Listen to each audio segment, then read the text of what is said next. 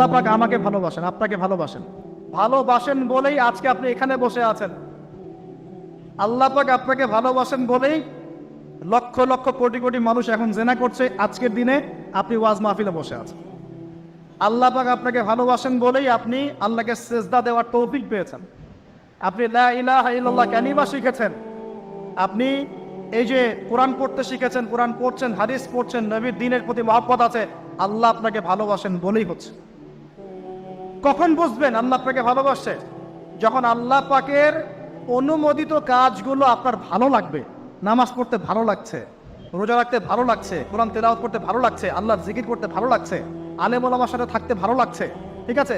আল্লাহর হালাল কাজগুলো যখন ভালো লাগবে বেশি বেশি, বুঝবেন আল্লাহ আপনাকে নির্ঘাত মহব্বত করেন। আর যখন আল্লাহ পাকের নিষেধগুলো, হারাম, মদ আমার ভালো লাগে না, জেনা ভালো লাগে না, আমার খারাপ জিনিস দেখতে ভালো লাগে না, খারাপ শুনতে ভালো লাগে না, বুঝবেন আল্লাহ আপনাকে ভালোবাসেন। আর যখন দেখবেন খারাপের পিছনে আপনার ঝোঁক বেশি, দুর্নীতি করতে ভালো লাগে, সুদ খাইতে ভালো লাগে, ঘুষ খাইতে ভালো লাগে, কাউকে ঠকাইলে মনে আমি স্মার্ট হয়ে গেলাম, হ্যাঁ, মানুষের টাকা আত্মসাৎ করতে ভালো লাগে, নামাজ না পড়ে ঘুম দিতে ভালো লাগে, ঠিক আছে, রমজান মাসে বিড়ি টানতে ভালো লাগে, ঠিক আছে, মেয়ের সাথে যে টাঙ্কি মারতে ভালো লাগে, তখন বুঝবেন যে আল্লাহ আপনাকে এখনো ভালোবাসেন, বা আপনি আল্লাহর ভালোবাসা পাওয়ার যোগ্যতা হারিয়ে ফেলেছেন। আল্লাহ পাক আমাদেরকে বোঝার তৌফিক দান। এখন আসি, আল্লাহ পাক এবং তার রাসূল আমাদেরকে এমন কি কি কাজ বলেছেন যেই কাজগুলো করলে আমরা সরাসরি আল্লাহর ভালোবাসা পাবো ইনশাআল্লাহ। জানার দরকার আছে কি নাই? আমি অল্প কয়েকটা কাজ বলে শেষ করছি। এক নাম্বার, আল্লাহ এবং তার রাসূল আমাদেরকে জানিয়েছেন আমরা যদি তাওহীদের উপর থাকতে পারি, একত্ববাদ, লা ইলাহা ইল্লাল্লাহ, আল্লাহর ভালোবাসা পাবো ইনশাআল্লাহ। যে ব্যক্তি শিরকের পাপে লিপ্ত আছে সে আল্লাহর ভালোবাসা পাবে না, পাবে না, পাবে না, যতক্ষণ না সে তওবা করে ফিরে আসছে। অতএব আল্লাহর ভালোবাসা পাওয়ার জন্য এক নাম্বার কাজ কি ভাই? আল্লাহর তাওহীদের কালিমা লা ইলাহা ইল্লাল্লাহ এর উপর থাকা, শিরক বাদ দেওয়া। শিরক সম্পর্কে জানার জন্য একটা বই পড়েন, কিতাবুত তাওহীদ। কি নাম বললাম?